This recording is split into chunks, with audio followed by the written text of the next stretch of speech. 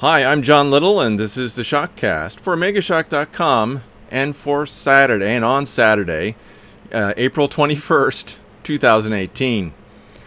The decision by Donald Trump to launch missiles at symbolic targets in Syria is a bad sign. A very bad sign.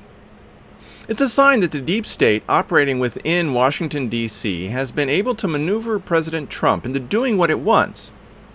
And it also means that the American empire still seeks to complete the destruction of Russia. Russia sees this and has communicated a willingness to make America pay a heavy price for this.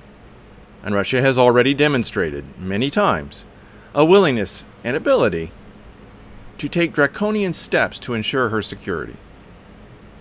This will not end well for the West, and it leads directly to Gog and Magog and Ezekiel's fire. Now, as a note, Lord willing, the blocks have been removed from for subscribers to the Shock Letter. Those should be able to receive the articles in your inbox now. Part or all of the problem might actually lie with incorrect settings that I made in the Shock Letter newsletter server. So I've fixed those settings, and Lord willing, and in fact, I actually know that several of you have already received your issues of the weekly Shock Letter. Now, back to our topic. Gog and Magog is coming. It cannot be stopped. It cannot even be delayed. The best that we can do is map the signs of its coming and prepare for what will happen. And what we saw Friday night, Saturday morning of last week is a sign of insanely perilous times for everyone. I have made the case that last year's attack on an empty airfield in Syria was a case of killing a chicken to scare the monkeys. That's a Chinese proverb, and last year's attack was clearly directed at Chinese President Xi Jinping. But we can't talk about Chinese proverbs this time. Furthermore, after the incident last year, and an investigation proved that the poison gas attack was staged. There was no way that the Syrian government could have used poison gas against their own people. So when a similar incident occurs under very suspicious circumstances, well, you would have to wonder at the reasons why Trump ordered that attack.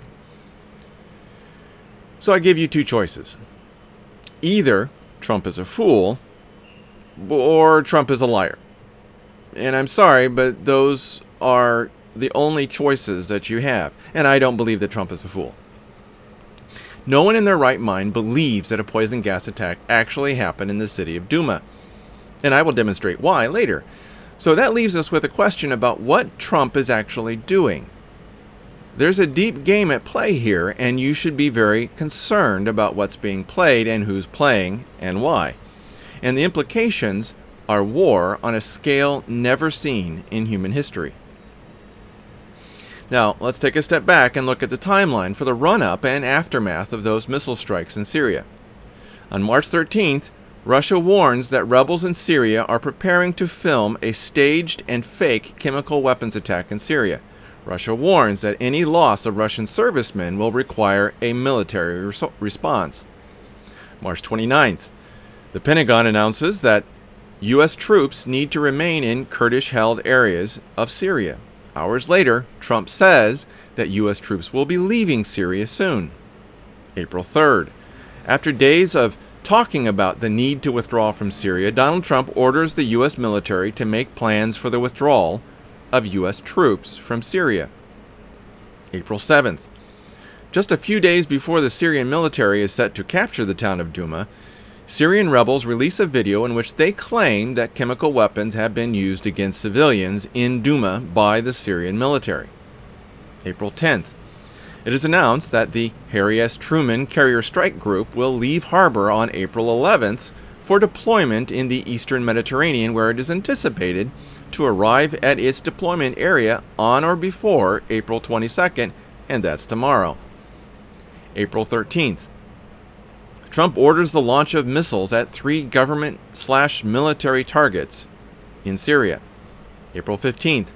Nikki Haley announces on CBS that Russian sanctions will be announced on Monday the 16th. Russia responds, saying that these sanctions are international economic rating, International Economic Rating, the Trump administration tells the Russian embassy that these sanctions will not be going into effect. I'll say that later that day. April 16th, Trump publicly walks back sanctions on Russia, with staff members disparaging Haley's remarks, although anonymous staffers state that Haley is one of the most disciplined and cautious members of the cabinet, especially when it comes to her public appearances. She regularly checks in with Trump personally to go over her planned statements before she sits for television interviews. Now, if the chemical attack on April the 7th was real, the above timeline wouldn't make sense in any way. But you and I understand that it isn't real, and we know that Trump isn't a moron. So he doesn't believe that it's real either. But that leaves us with questions. Why did Trump order the missile strike? Why did Trump publicly disagree with the Pentagon and claim that he was pulling U.S. troops out of Syria? Why is the most powerful weapon in human history, a carrier strike group, on its way to Syria? Why did Trump order Haley to announce Russian sanctions and then walk that announcement back? A few things are clear. A group connected with the US, UK, and French governments is trying to draw the US and Europe into the war in Syria. Trump has a history of complete decisiveness, yet is publicly acting indecisive, even seeming to be at odds with the Pentagon and his own staff. So back to the questions. Is this how Trump is fighting the deep state faction that wants the US to be more deeply involved in Syria? Is Trump playing a game of Crazy Ivan? And before you answer those questions or pose your own, remember that all politics is local and foreign policy is usually just a way to score points at home. And it's even possible that the deep state faction responsible for this false flag are really doing this to make Trump look bad. And yes, the truth really could be that Machiavellian. In fact, I believe that Machiavelli would have felt right at home in the Byzantine politics of Washington, D.C. But the Russians aren't amused by these machinations and issued a response immediately after the missile attack. And this is from the Facebook page of the Russian embassy in Washington, D.C. on April 14th at 10:18 a.m., which was just hours after the strike. The statement by the ambassador of Russia to the USA, Anatoly Antonov, on the strikes on Syria. The worst, quote, "The worst apprehensions have come true. Our warnings have been left unheard. A pre-designed scenario is being implemented. Again, we are being threatened. We warned that such actions will not be left without consequences. All responsibility for them rests with Washington, London, and Paris. Insulting the President of Russia is unacceptable and inadmissible. The U.S., the possessor of the biggest arsenal of chemical weapons, has no moral right to blame other countries." Close quote. And that's from their Facebook page. Anyway, you can look it up. Let me point out the sentences that should make you sit up and take notice. In that statement, they said, "The worst apprehensions have come true." The next one is, a pre-designed scenario is being implemented. The next one is, "We warn that such actions will not be left without consequences." And then the fourth, "All responsibility for them rests with Washington, London, and Paris," and that them is consequences. All right, maybe I could rephrase that. All responsibility for the consequences rests with Washington, London, and Paris. Please understand that the Russians do not bluff and do not bluster. And while their submarine commanders might have invented the maneuver that we call Crazy Ivan, their politicians do not play the game of Crazy Ivan. Russians don't play games and are remarkably brutal in their straightforward approach to military action. Bluster and bluff doesn't work with the Russians. So I hope that Trump understands that. But the four sentences above are the ones that worry me the most, and I believe that those four sentences were specifically crafted as a direct communication with those responsible for the false flag and for America's response. It is unsettling to see Russia use the words "worst apprehensions." If I knew that they were merely referring to the U.S. and European involvement in Syria, I would be less concerned. But I believe that they see more clearly than that. Russia knows that America wants to destroy the Russian Federation into its component parts. America has been engaged in this effort for a very long time. I don't want to get into a discussion of all the visible efforts, since the list is long. But you would have to be blind not to see the huge number of attempts to damage and destroy Russia. And the Russians are not blind. Then there's a statement about a pre-designed scenario. When they said pre-designed scenario, were they describing the plan by the US, UK, French deep state actors to create this false flag event? Were they describing this as a part of a larger attempt to destroy Russia? Or were they describing their own pre-prepared response to this? I hope that it's the first. I'm concerned that it is the second, and I shudder at the thought that it's the last. Then there's the third statement about consequences. To me, this speaks to previous communications that you and I are not privy to, where Russia threatened a response to actions like this, a response that the perpetrators of this false flag would not like. Please remember that the Russians are coldly and relentlessly methodical when it comes to threats to their security. All that you need to do is look at Russia's history and how they dealt with invaders. Napoleon did not understand this when he invaded Russia, neither did Hitler. Never underestimate the brutality of Russia when survival is at stake, and I believe that the deep state of America, Britain, and France have made that mistake. The fourth statement about responsibility worries me. It's as if Russia was making that hand-washing gesture, indicating that the responsibility for what Russia will do lies with Washington, London, and Paris. It's as if they are saying that we were warned not to cross that line, but we crossed it anyway. Therefore, it is ourselves who are morally responsible. Russia is able and willing to take extreme measures to ensure that the deep state pays a high price for what they've done. The question is whether those actions will be restricted to the morons who orchestrated this false flag, or whether a broader price will be paid. One thing should be clear to the Russians.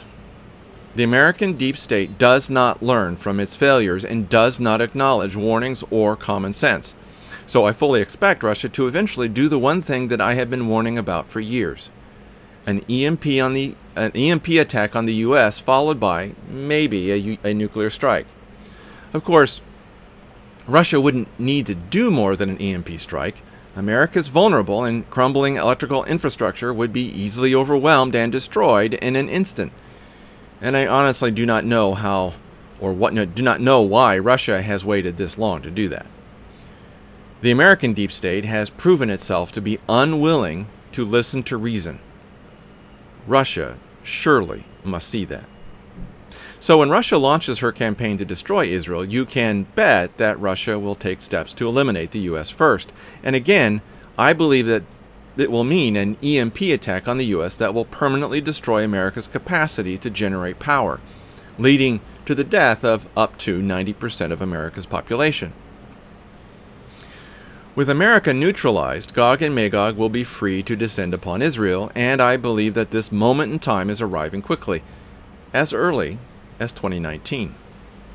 Please remember that Gog and Magog also brings Ezekiel's fire, and Ezekiel's fire is a gigantic threat to your safety. Please read that book. Download it. It's free. And I think that you'll learn a lot, but also hopefully you'll understand the danger that you're in. Oh, and by the way, since it's about just after 6 o'clock in the evening here in Taiwan, the garbage trucks are out. And if you can hear the music in the background, you might understand that it's time to take your garbage out. Anyway, as you listen to the music, let's go on. Okay, into my research of this past week, or I guess I include you in there, so it's our research. Now, the first one is a YouTube. It's called Thinking Atheist, Seth Andrews, Deconversion Story, with apologist Vocab Malone, Christian radio host. This is a heartbreaking interview. This thinking atheist, Seth Andrews, was the seed that fell on stony ground in the parable of the sower. And this is from Matthew 13, verses 5 through 6 and 20 to 21. But he that received... reading verse 5 and 6. Some fell on stony... It was talking about the seed that the sower was sowing, was scattering on the ground. Some of the seed fell upon stony places where they had not much earth, and forthwith they sprung up, because they had no deepness of earth. And when the sun was up, they were scorched, and because they had no root, they withered away. And then dropping down to verse 20 and 21, where Jesus explains to his disciples what it means, he says, But he that received the seed into stony places, the same is he that heareth the word, and anon, or later, with joy, or in time, with joy receives it. Yet he does not have root in himself, but dureth for a while, or continues for a while. For when tribulation or persecution arises, because the word by and by, he is offended. He can't take it. And that's from Matthew 13, verses 5 to 6, or in 20 to 21. This person, Seth, I believe, again, Seth Andrews, right? Sorry. Yes, Seth Andrews. Seth, with joy, accepted Christ as his Lord and Savior. In fact, he dedicated his life to serving the Lord in ministry at a Christian radio station. But his faith had no depth, and therefore it was the shallow, rocky ground. Because of that lack of depth, he could not endure the shock of seeing suffering. He couldn't endure the senseless death of a famous Christian musician. He couldn't endure the terrorist attacks of 9/11. It was too much for him. The sun had come up, and he withered away. I have a friend who was a missionary. He was on fire for the Lord, a combat veteran of the First Gulf War, an awesome guy. There was no way that you would have ever thought that he would fall away and become an atheist. But he did. These men are living proof that you can fall away. Please, grow deep in your faith. Stop being the shallow Christian that the American and European churches encourage. You can lose your salvation. I've seen it happen. Jesus himself said that he would blot out from the book of life the names of those who turn away from him. Do not test God in this. Please, do not do that. The next is Turkey rules to keep U.S. pastor in jail. This is sickening. Turkey has jailed Pastor Andrew Brunson on false charges.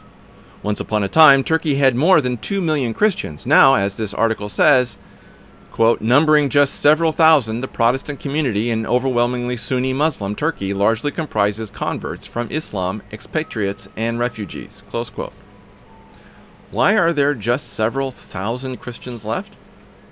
Because Turkey murdered them all. And that's quite clearly the case. Just look at history. Seriously. The Armenian genocide among the other genocides that they did. Turkey is... The blood is deep. The blood of innocence is deep in Turkish soil. The next is Contra Corner. Deep State closes in on the Donald, Mueller's War, Part 2. This article was penned, produced, and published the day before the missile strikes in Syria. But it was written with the foreordained knowledge that the missile strikes would happen, and that war would result. Why? Well, I'll let David Stockman tell you. Quote, and that gets us to the meat of the matter. America First is an existential threat to the deep state. It turns the clock back to April 2, 1917, the date when Woodrow Wilson foolishly declared war on Germany and led America into a bloody cauldron on the Western Front that had absolutely no bearing on its national security, and thereafter into a destructive peace at Versailles that guaranteed perpetual war. America First, when followed to its logical and correct conclusion, would put the war capital of the world out of business. It would result in a massive slashing of the hideously bloated national security budget. It would ashcan the endless complex of think tanks, NGOs, intelligence contractors, and lobbyists for foreign interests. We refer, of course, to the likes of the Podesta brothers, Paul Manafort and 20,000 more like and similar operators and racketeers. Indeed, having its way with the warfare state, America First would bring a hair-curling recession to the imperial city, which would make Youngstown, Ohio look like a model of prosperity. To be sure, we seriously doubt that the Donald had any idea of where America First was leading him when he stumbled upon the slogan. And we are afraid that his xenophobic fear-mongering about the Mexican border would have distracted him anyway. But the deep state was taking no chances. That's why the partisan shills who ran the CIA and FBI under Obama were able to launch their insidious anti-Trump witch hunt as an insurance policy in July 2016. And it's also why the Obama administration pulled out all the stops in its waning days in office to ensure that the verdict of November 8th would be relitigated on the back of the Russian meddling story. Close quote. That was a lot. The deep state has too much money and pride to lose if the American government turns itself to looking out for the needs of the Americans. If America starts believing that America should be first, the empire falls. So, the Mueller investigation and CNN's fascination with the PP dossier will continue until Trump gives in and concedes to the empire. And yes, the deep state is the empire. What a foul and disgusting mess. How dare these evil people do this? The next one is from Skripal to Syria. The empire's new realities are reaching the end of the road. This article starts off with one of the mouthpieces of the deep state, Karl Rove, and he said this, quote, "That's not the way the world really works anymore. We're an empire now, and when we act, we create our own reality. And while you're studying that reality, judiciously as you will, we'll act again, creating another new reality, or other new realities, which you can study too, and that's how things will sort out. We are history's actors, and you, all of you, will be left to just study what we do." Thus spake Karl Rove, Deputy Chief of Staff, in the government of George W. Bush. Close quote. The gullible masses will blindly follow and trust the narrative. And those of us with our eyes open, will chase our tails, arguing how all of this just could not be. All the while, the puppet masters of the deep state will have moved on to their next game, and it won't matter to them if we expose their machinations. They know that we will not be believed. And if we are believed, it will be too late to do anything about it anyway. That is how empire forms and grows. The next one is ours, but to die and die, the automatic earth. Any article that ends with a quote from one of my favorite movies is worth reading. Quote, "Never fight a land war in Asia," close quote, The Princess Bride. And I must confess to not understanding why the neocons and neolibs are determined to fight a land war in Asia.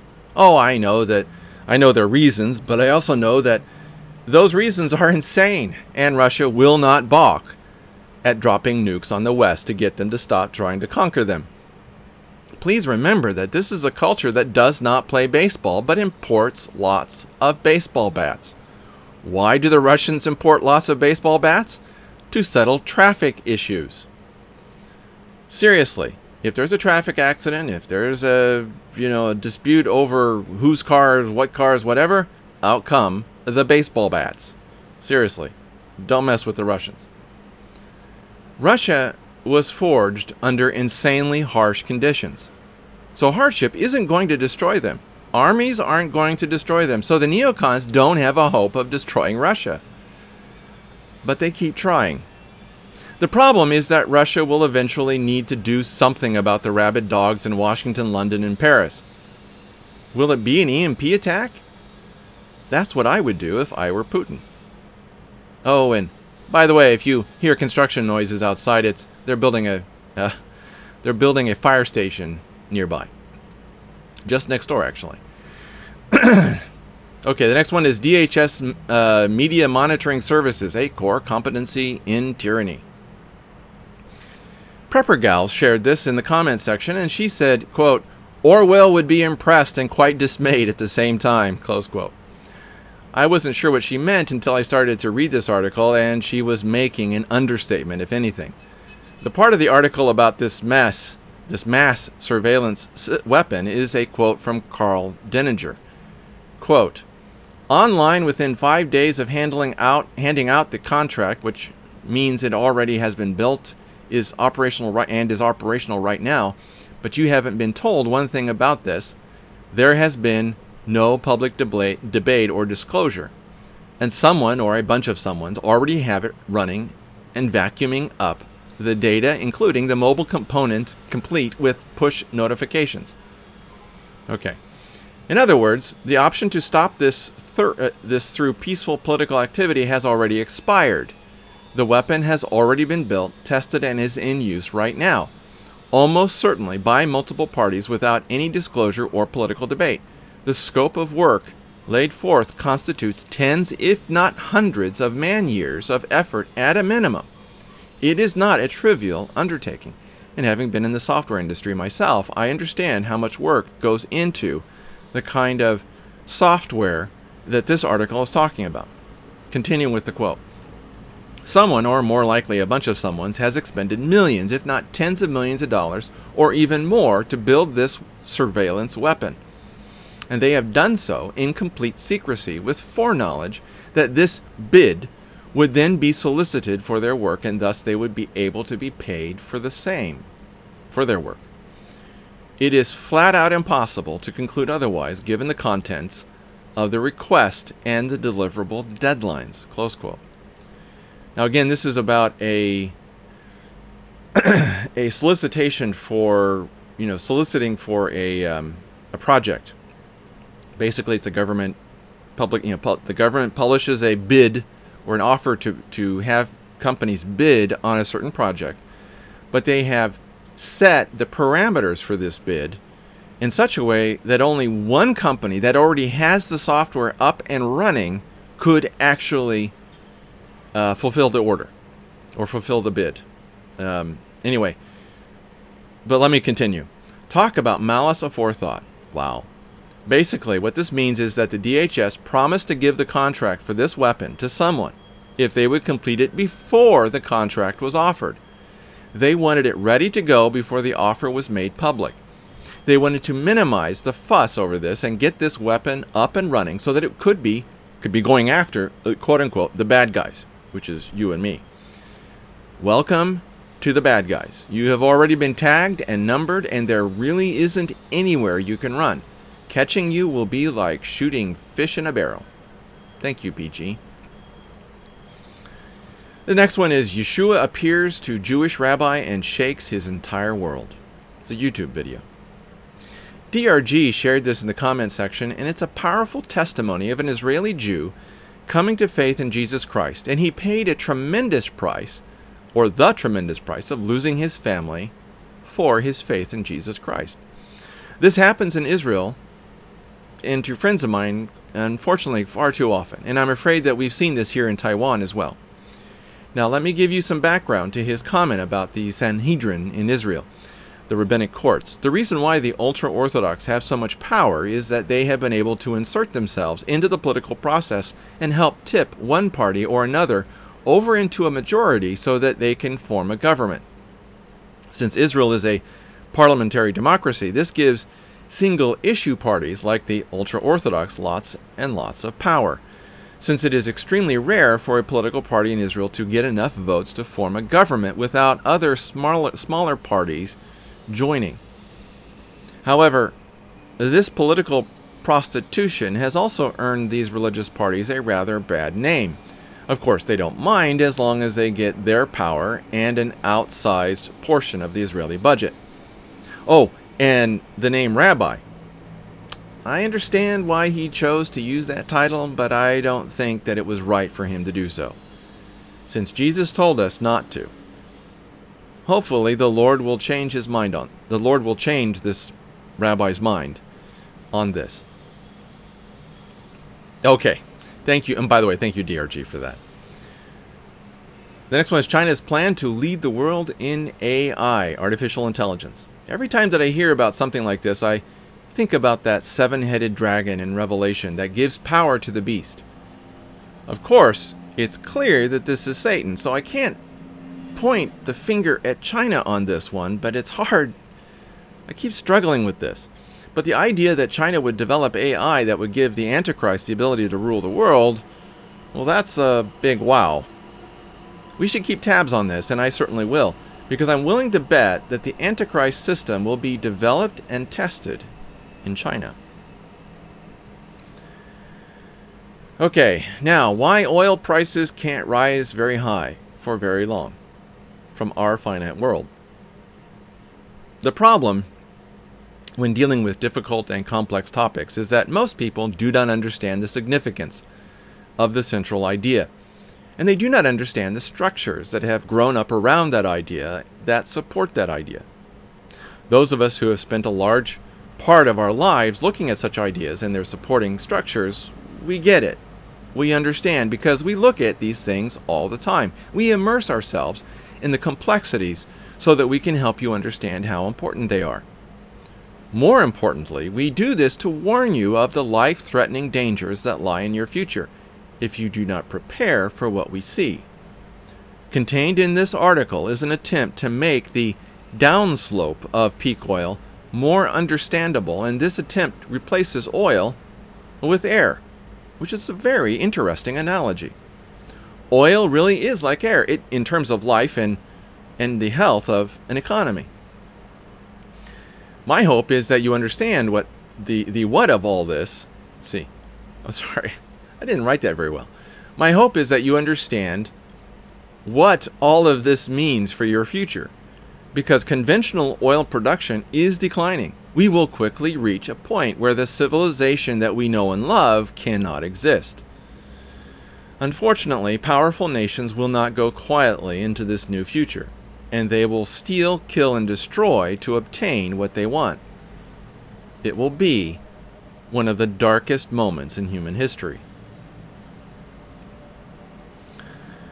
Now, here's another one. Hollywood writers coach progressives on the 2018 campaigns, from McClatchy, Washington Bureau. Remember last week's article? Right, the flat earth mentality. Now, let me mention to you that in the 1940s, communists changed their name to progressives. So when you read this article, just switch every word progressive to the word communist.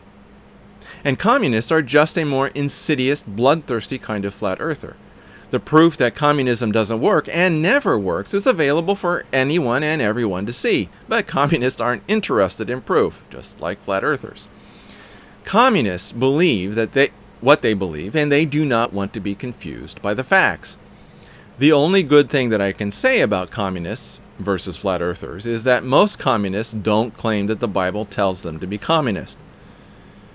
Unfortunately, flat earthers, come on guys, stop it with the flat earth stuff, alright? Anyway, next one is magazine editors turn blind eye to Melania. Let's see. Michelle Obama was on the front page of every magazine in America at least once. At least once. Melania? Nothing. Nada? Zilch. Does that tell you anything? Does it maybe tell you that the newspaper industry is run by dirtbags? Right, nothing new. Carry on. May those foul pieces of trash burn down around them. Okay. Here is the southwestern hemisphere is sliding towards its own Arab Spring from disobedient media. Central and South America are in trouble. The question is whether the current troubles can be contained or whether they will spill over into neighboring countries and drag everyone into the abyss. This is an unsettling question, and I don't know how to answer it. The problem is, it should be clear to just everybody who's observing the mess of that's happening in South America, that there's real trouble ahead. My hope is that you understand these things and prepare. I don't know what's going to happen. It's going to be bad. The next is Russian investigative journalist dies after mysterious fall from fourth floor window, from The Independent. And let me quote, "As one of the only few investigative voices in the region, Mr. Borodin often felt the brunt of official and criminal displeasure. Just 2 weeks ago, he was in intensive care with a major head injury, and in October, he was hit over the head with a metal pipe. That attack he linked to his work covering Matilda protests." Covering the Matilda protests. Close quote. And when you read the rest of this article, it's clear that the Russian government did this. So if anyone wants to claim that the Russian government is good, you are giving me permission to call you an idiot. The Russian government is no better than the American government. They're both corrupt to the core. And they seem to be pretty obvious about killing their critics. The next one, The Road to 2025, Part 2. Russia and China have had enough. Liberty Blitzkrieg. When the American empire turns even more rapacious to protect what it believes to be its right, whatever right that is, those with the ability to stop America will do so. Will America be the head with the deadly wound? One of the 7 heads that has, in one of which has the deadly wound that also becomes the 8th of the beast of Revelation? Will she rise again as a darker, more sinister version of herself? I don't know. I certainly hope that Russia, Freudian slip. I don't know. I certainly hope that America is not one of the heads of the beast of Revelation. But when I look at what she does, it's hard to avoid that conclusion.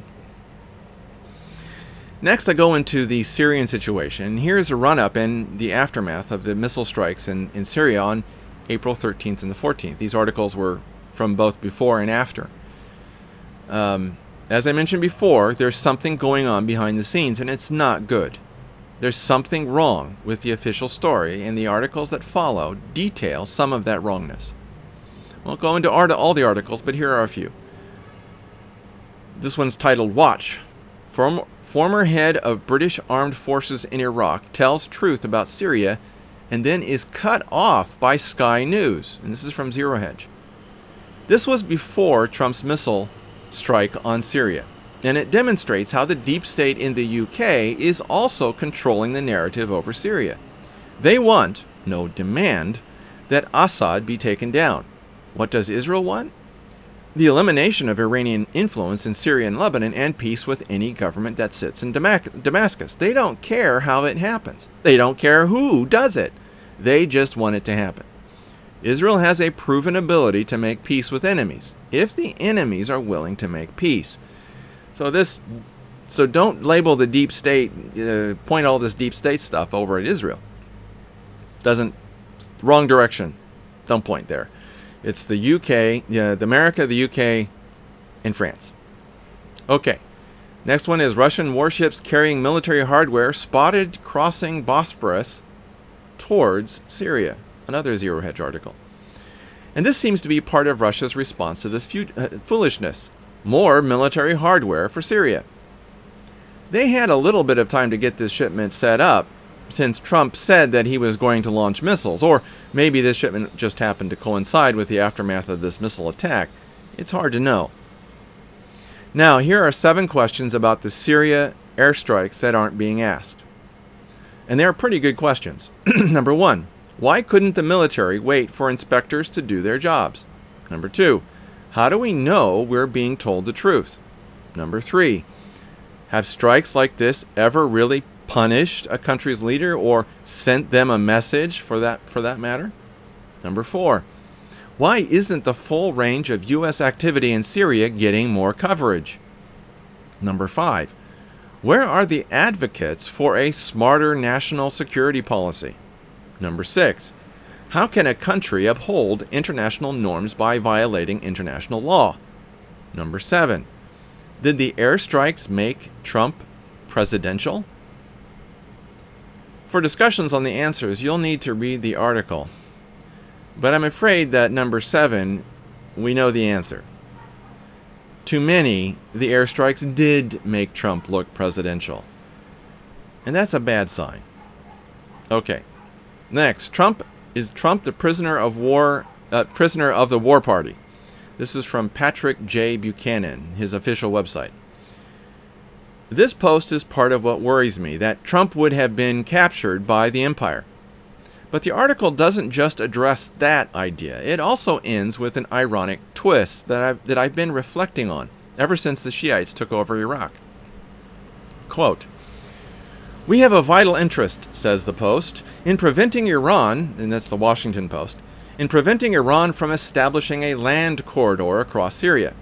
Yet consider how Iran acquired this land corridor. The Shiites in 1979 overthrew a Shah that our CIA installed in 1953.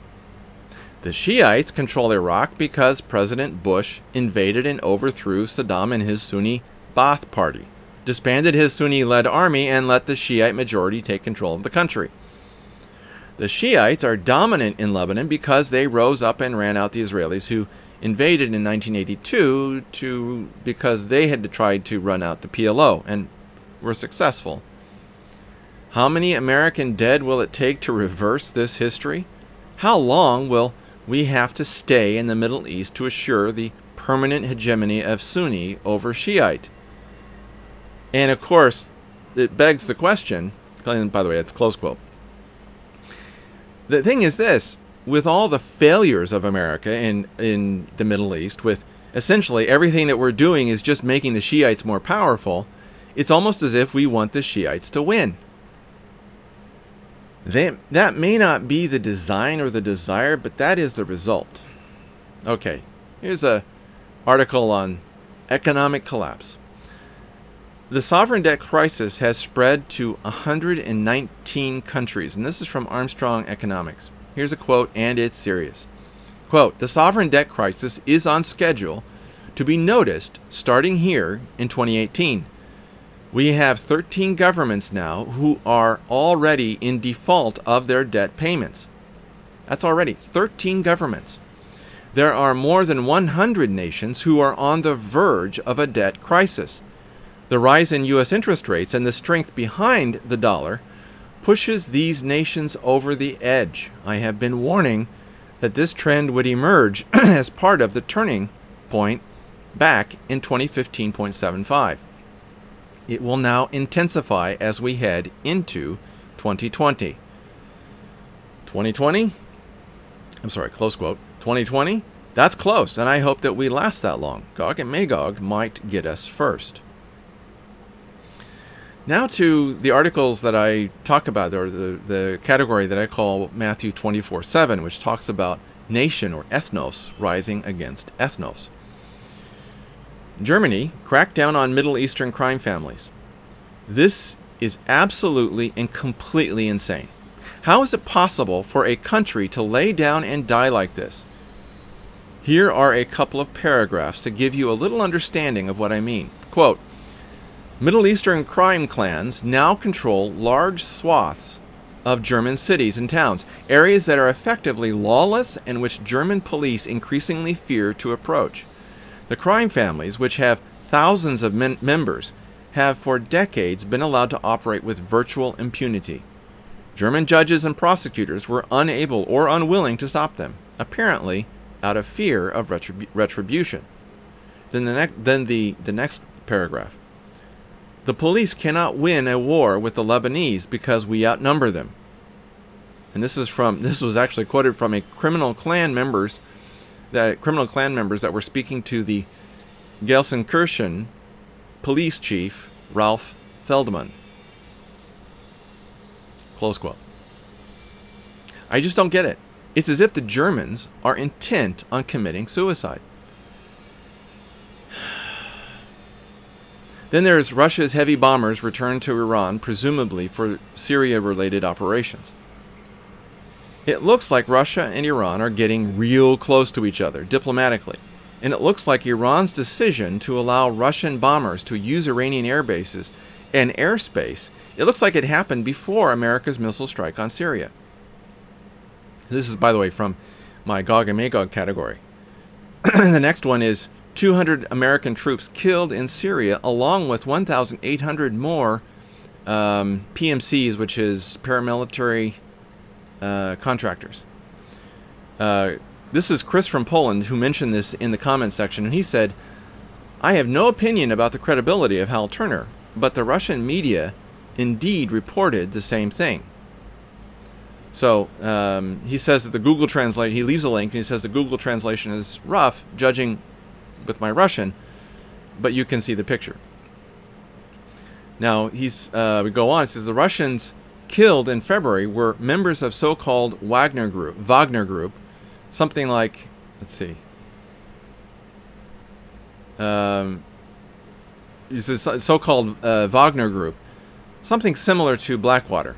You look at, and Chris goes on to say, look at their allies, by the way, even Kush is here. It's kind of interesting. He talks about the Wagner Group.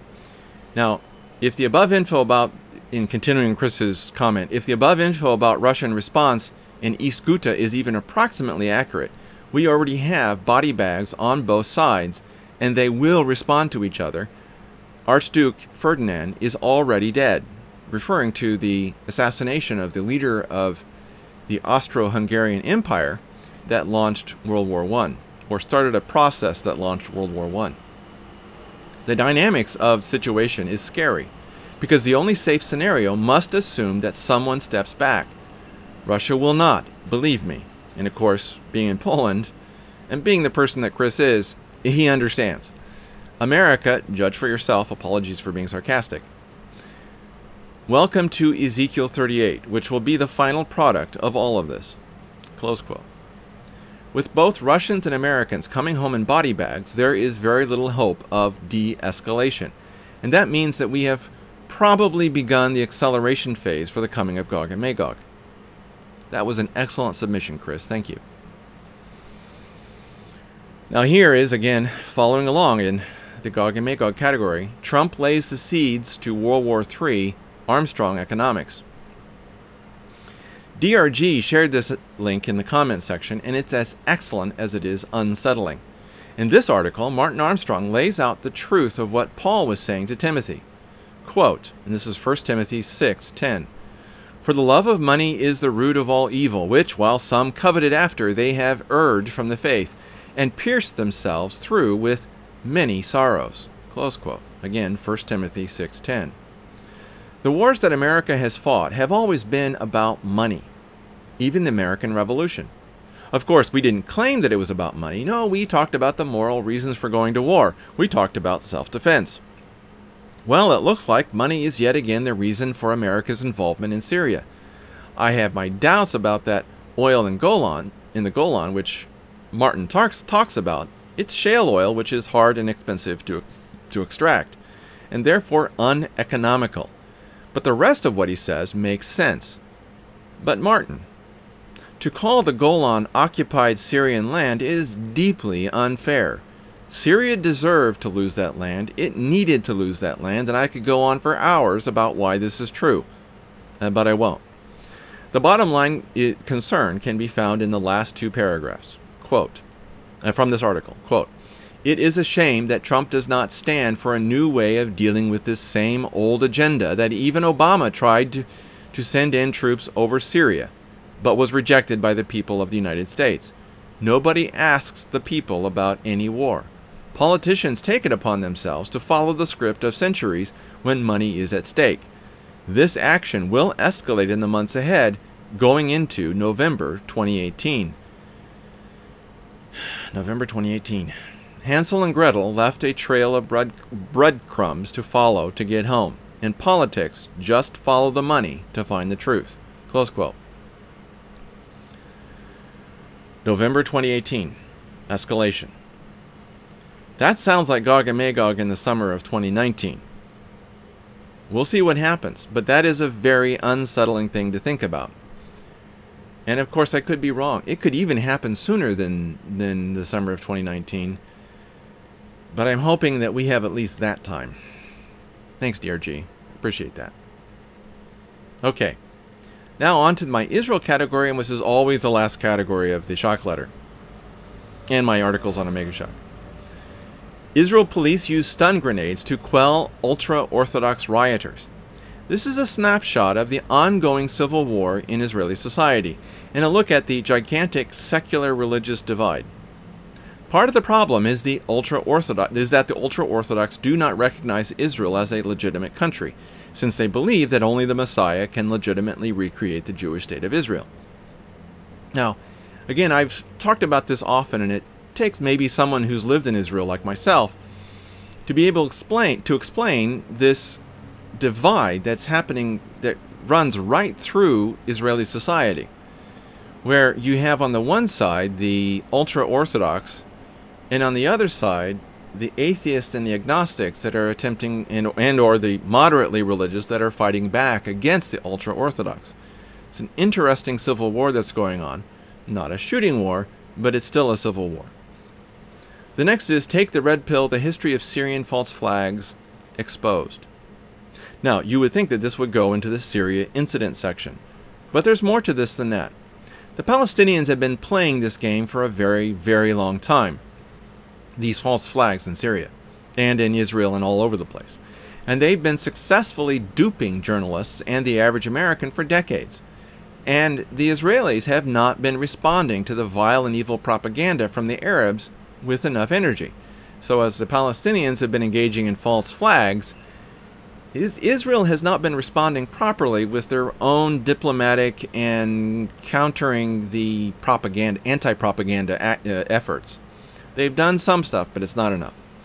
Please remember that lying is easy under Islam, when the object is to defeat the enemy. And they have a lot of practice. A lot. This is an example of the Muslim propaganda war in Syria. But those who see it in Syria seem to be strangely unable to see the same thing when it comes to Israel. So, you see the false flags in Syria, but you don't see the Palestinians engaging in false flags with Israel. I find that to be very interesting. Okay. Now here is video of alleged anti-Semitic attack in Berlin sparks outrage, and this is from Deutsche Welle. Here's even more anti-Semitism from Germany. Quote, Adam said that he was an Israeli who grew up in an Arab family in Israel and told Deutsche Welle he was not, in fact, Jewish. He said the kippah, the traditional Jewish head covering, that he wore was a gift from a friend who told him it was unsafe to wear out in the open. It was an experience for me to wear the kippah yesterday and go out, Adam said, adding that of the 50 people on the street at the time, only one woman had volunteered to help. But he said that he had received lots of support from police and on social media. And then quoting another paragraph, this is part of a series, said Joseph Schuster, president of the Central Council of Jews in Germany. 3 years ago, I warned against going into Arab areas of big cities with a kippah on, he said. Now we're seeing an incident in a trendy, well-heeled neighborhood that represents a new dimension. And then another paragraph that I'm quoting, a factor in the uproar created by the video is its location. Helmholtzplatz is a square in the well-off neighborhood of Prenzlauer Berg, and it's usually considered an example of gentrification and an urban oasis for the upwardly mobile, a place of environmentally friendly supermarkets, wine shops, and trendy restaurants, and couples strolling around behind baby carriages, not attempted anti-Semitic whippings. Close quote. This is even more proof that 70 years after the launch of the Jewish state, that there is a desperate need for a country called Israel, and I am sickened by this need. What an ugly and disgusting snapshot of humanity. Yes, I know that it was an Arab who did this, but this is everywhere. Even here in Taipei, where I found a hole-in-the-wall cafe with a Nazi flag on the back wall. A Taiwanese cafe, everything in Chinese, with a Nazi flag on the back wall, and I mean a real, honest-to-goodness Nazi flag. There is a sickness among humanity that has one of its symptoms, a hatred for the Jews. And it is beyond my capacity to understand. Even the worst examples of humanity, in my mind, the Turks, do not elicit this kind of hatred. Meaning, no one hates the Turks like everyone hates the Jews. And the Turks are the worst. Literally, they are the worst. And no one hates the Turks like people hate the Jews. And there's no reason for it. And yes, I'm afraid that the Turks probably are the lowest form of humanity on the planet. They murdered 2.5 million Christians, and they are not sorry that they did it. In fact, they'd do it again. And this is the response of the people and culture of Turkey, not just the government. All of that. I mean, the genocide is, this was the entire society of Turkey that genocided, that murdered 2.5 million Christians. And it makes them the lowest of the low. It really does.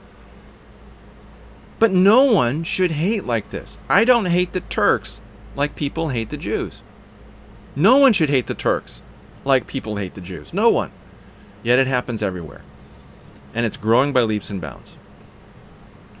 Now, this last one, and it's the last one, is watch Margaret Hodge recalls family's Holocaust trauma in anti-Semitism debate.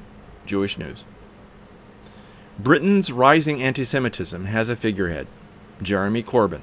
He is a vile supporter of those who wish the death of every Jew in the world. He is an anti-Semite and a vile human being.